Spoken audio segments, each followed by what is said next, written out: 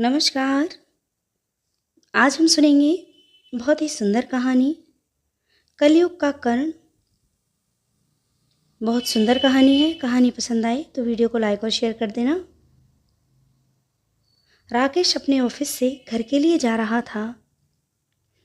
उसके घर के रास्ते में एक पुल पड़ता था जिसके नीचे से गहरी नदी बहती थी। जब राकेश वह पुल पार कर रहा था तो देखता है कि एक आदमी पुल से नीचे कूदने वाला था। राकेश उसे जाकर रोकता है। यह क्या कर रहे हो भाई? ऐसा क्या हुआ है? मैं अपना सब कुछ लुटा चुका हूँ। छोटा सा व्यापार था मेरा, सब बर्बाद हो गया। कैसे अपने परिवार का पोषण करूँगा? वह आदमी कहते कहते रोने लगा। तो ठीक है, मर जाओ और पीछे अपने परिवार को और दुख दे जाओ। वह क्या करेंगे? तुम्हारा दुख मनाएंगे, लोगों को पैसे चुकाने का रास्ता ढूंढेंगे। वो क्या करेंगे? राकेश ने उसे डांटा। राकेश की डांट सुनकर वो आदमी थोड़ा संभला। तब राकेश ने उसके बारे में उससे सारी बातें पूछी। उसने बताया, मेरा नाम अजय है। मेरा कपड़ों का छोटा सा व्यापार था। पिछले ही महीने शहर में जो दंगे हुए उसमें मेरी दुकान और कारखाना जल गया। समझ नहीं आता लोगों के पैसे कैसे चुकाऊंगा, कैसे अपना घर चलाऊंगा। राकेश को अजय अपने बारे में सब कुछ बताता है। राकेश उसे सांत्वना देते हुए कहता है, मेरा लकड़ी का बहुत बड़ा काम है। कई जगह पर माल भी सप्लाई करता हूँ। तुम मेरा व्यापार में हाथ बटाओगे तो अपनी परेशानियों से बाहर निकल सकते हो और मुझे भी साथ मिल जाएगा। मैं जल्द ही तुम्हें अपने ऑफिस बुलाता हूँ। अभी तुम अपने घर जाओ। पूरी कानूनी जांच पड़ताल के बाद राकेश अजय के पास साथ होने वाले एग्रीमेंट के कागज़ तैयार करवाता है और उसे बुलाता है। अजय राकेश का साथ कारोबार में आ जाता है। दोनों का कारोबारी दिमाग और मेहनत उस कारोबार को बहुत तरक्की देती है। अजय ने धीरे धीरे अपना सारा कर्ज उतार दिया और राकेश की मदद से अपने व्यापार को फिर से खड़ा किया। अब वह राकेश के साथ सिर्फ विचार विमर्श का काम देखता था। सब कुछ बहुत अच्छा चल रहा था। उन दोनों की मित्रता परिवार के हर छोटे बड़े समारोह में सबको दिख जाती थी। यूं तो दोनों एक दूसरे के बहुत अच्छे मित्र थे, परंतु अजय के लिए राकेश भगवान का रूप था। वह एक तरीके से सब कुछ था उसके लिए। लेकिन उस दोस्ती पर काली नज़र थी राकेश के भाई रमेश की। वो बिल्कुल नकारा और अय्याश आदमी था। राकेश की तरह ना तो वह कोई काम करता था, ना ही उसकी कोई कंपनी में हाथ बटाता था। वह तो बस यही चाहता था कि उसको इसका हिस्सा मिलता रहे और वह भी मुफ्त में। अजय के आने पर उसको बड़ा बुरा लगता था।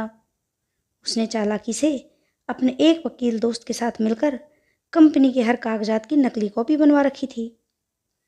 एक दिन रमेश को सही मौका मिल जाता है। राकेश किसी काम से बाहर गया था। अजय भी अब कंपनी में कम ही आता जाता था। रमेश को सुनहरा मौका मिला और उसने फर्जी कागजात कंपनी के असली कागजात के साथ बदल दिए। जब राकेश वापस आता है तो रमेश सब कुछ अपने नाम दिखाकर उसे कंपनी से बाहर कर देता है। राकेश को उधार रखना पसंद नहीं था, इसलिए उसने घर गिरवी रखकर लेनदारों का हिसाब चुकता किया। अजय भी शहर में नहीं था। जब उसे सारी बात पता चली तो वह सीधे राकेश के पास गया। उसे देखकर राकेश की आंखें भर आईं। वह कहता है, मैं यह घर छोड़कर कहीं और ठिकाना देखता हूँ। अजय उसके पैरों में गिर कर रो पड़ा।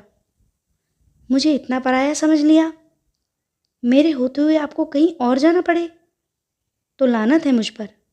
मैं आपके लिए बेशक दोस्त हूँ, पर मेरे लिए आप भगवान का रूप हैं। मैं आपके लिए जो कुछ भी करूँ वह बहुत कम है। चलिए अब भाभी और बेटे को लेकर अपने दूसरे घर। अजय का परिवार पूरी गर्मजोशी के साथ राकेश और उसके परिवार का स्वागत करता है। उनके रहने की बहुत अच्छी व्यवस्था भी कर जाती है। अब उन दोनों के बेटे एक साथ स्कूल जाते हैं। अजय और राकेश मिलकर सारी बातों का पता लगाते हैं। उनके कुछ विश्वास पात्र दोस्त मिलकर और वकीलों के साथ मिलकर उनके साथ मिलकर रमेश की सारी कारस्तानी समझ जाते हैं।